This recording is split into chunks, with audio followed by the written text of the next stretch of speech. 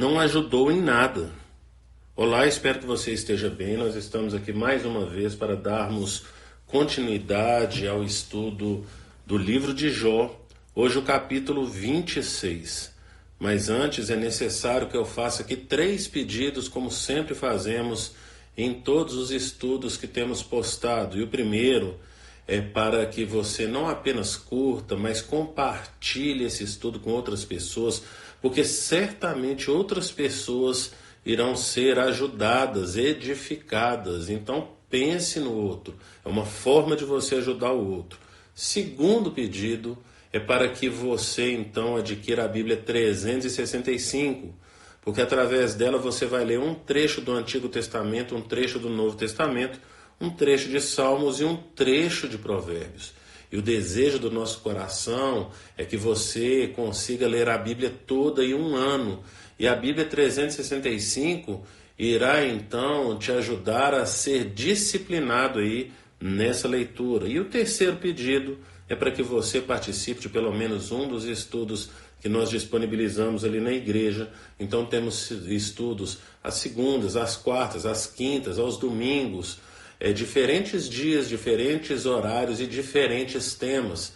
Para isso você pode ver aqui na descrição aqui desse estudo no YouTube, você vai ver aí os dias e os horários. Também ali na nossa página no Instagram, você pode conferir ali a agenda da semana. Então, toda segunda-feira nós postamos ali a agenda da semana. Ela fica fixada ali na nossa página. Então, a primeira coisa que você vai ver na nossa página no Instagram é a agenda da semana. Então, confira lá dias, horários, participe dos estudos, porque certamente você vai adquirir mais conhecimento. E esse também é outro intuito aí, intuito do nosso coração. Então, que você venha crescer em conhecimento, entendimento, aprendizado aí de Deus. E depois, então, desses pedidos, vamos aqui à leitura do texto. E hoje, então, Jó capítulo 26. Quero ler com vocês aí, a partir do versículo 1 até o versículo 4. Então Jó respondeu: grande foi a ajuda que você deu ao desvalido. Que socorro você prestou ao braço frágil.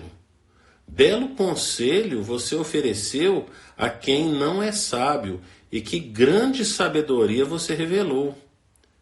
Quem o ajudou a proferir essas palavras, e por meio de que espírito você falou? Eu quero compartilhar hoje com vocês, então, aqui um trecho do comentário bíblico Bacon, né? Então ele vai nos ajudar hoje aí no entendimento desse trecho aí e dessa proposta de Jó ao longo aí desse capítulo 26. A gente vai perceber então que agora o discurso de Jó começa aqui no capítulo 26 e esse discurso vai terminar lá no capítulo 31. Mas então diz assim o comentário: Jó tinha ouvido antes tudo o que Bildade dissera em seu breve discurso de exaltação a Deus. Consequentemente, ele inicia sua resposta com um sarcasmo mordaz contra as declarações irrelevantes feitas por Bildade. Jó pergunta: como ajudaste? No versículo 2. Os argumentos não obtêm êxito pela lógica ou ajuda em relação àquele que está em necessidade. Jó precisa de força, vigor, sabedoria, que são abordados no versículo 2 e 3, e verdade. O discurso de Bildade não supre isso. Para quem proferiste palavras, que é a pergunta aí do versículo 4, será que Bildade acha seriamente que estava falando a situação de Jó? Este já sabia o que Bildade havia afirmado e não concordava com ele.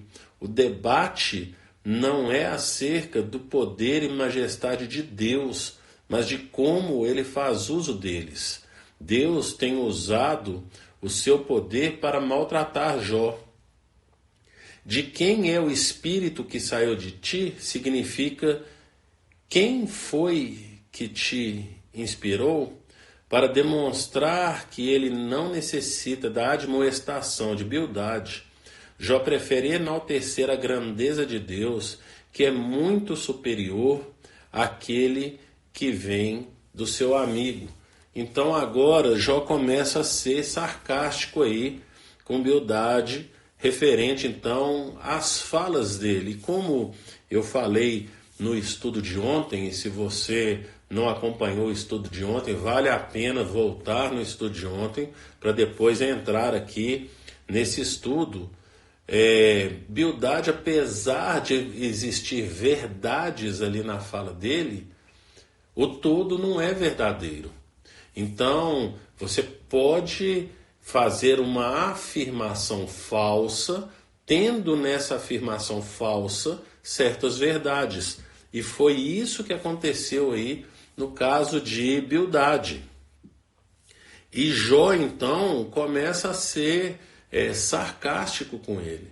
Por quê? Porque a ajuda dele não está sendo a tentativa de ajudar, se é que ele está tentando ajudar, porque muitas vezes parece que os amigos de Jó mais tentam atrapalhar do que ajudar. E como é que eles atrapalham? Trazendo peso, trazendo acusações fraudulentas, não tendo empatia, não tendo compaixão. Você não vê na fala desses amigos verdades. Você, dentro das falas deles, existem verdades, mas que a hora que você pega num todo a mensagem é fraudulenta, apesar de haver verdades dentro das falas, mas elas não contribuem para nada. Elas não trazem o alento ali para a dor de Jó. Jó continua sofrendo, as palavras mais machucam do que trazem consolo, e isso então nos leva, a gente lembra ali, né, das palavras de Jesus, que vai falar então para a gente chorar com os que choram. A gente vê na pessoa de Jesus, Jesus que é Deus, tendo compaixão. Lembra lá da passagem de Lázaro, né? Quando Jesus chega ali próximo ali, junto das irmãs de Lázaro, né? E chega ali próximo ali da onde ele está sepultado, Jesus chorou, não é? E a gente não vê essa mesma postura dos amigos de Jó. Eu preciso lembrar mais uma vez que cristão significa pequeno Cristo. Cristão significa imitador de Cristo. Pequeno Cristo no sentido de ser imitador. Estamos nos passos de Jesus, tentando nos comportar da mesma forma que Jesus, e você não percebe esse tipo de postura dos amigos de Jó. Se eles conheciam tanto a Deus, por que que eles não conheceram a compaixão de Deus? Por que que eles não se compadeceram de Jó? Então, algo que a gente precisa lembrar para alguns irmãos é que se somos cristãos, somos imitadores de Cristo. E nós não viemos aqui para esse mundo para julgar esse mundo. Não seremos nós que vamos julgar as pessoas. A gente está aqui para poder auxiliar as pessoas. Como já falei aqui num outro estudo, a fala, se não me engano, é de Martinho Lutero. O evangelismo, o evangelho é um mendigo apontando para outro mendigo onde tem comida. E não era esse o sentimento dos amigos de Jó. Você percebe que eles eram arrogantes, prepotentes, se achavam donos da verdade, e que porque não estavam na mesma situação que Jó, então eles estavam certos e Jó errado. E aí eles se consideravam então melhores do que Jó. E esse é um problema às vezes que nós enfrentamos no nosso meio. Existem cristãos que se acham melhores do que outros e não há nenhum melhor. Eu compartilho com as pessoas que têm estudado a Bíblia comigo que o nosso olhar para o outro tem que ser de baixo para cima. Nós não podemos olhar para os nossos irmãos de cima para baixo, nos achando melhor que eles. Mas precisamos, como cristãos, sermos imitadores de Cristo e nos comportarmos como Cristo falou para nós nos comportarmos. Em certa ocasião, quando os discípulos pediram para um sentar à direita e outro à esquerda do Senhor quando ele viesse no seu reino, Jesus falou que o reino de Deus, o reino dele, não era como o reino desse mundo. Porque no reino desse mundo, segundo o curso desse mundo, na forma como esse mundo vive e pensa e age, o maior é o que é mais servido. Mas no reino de Deus, o maior é o que mais serve.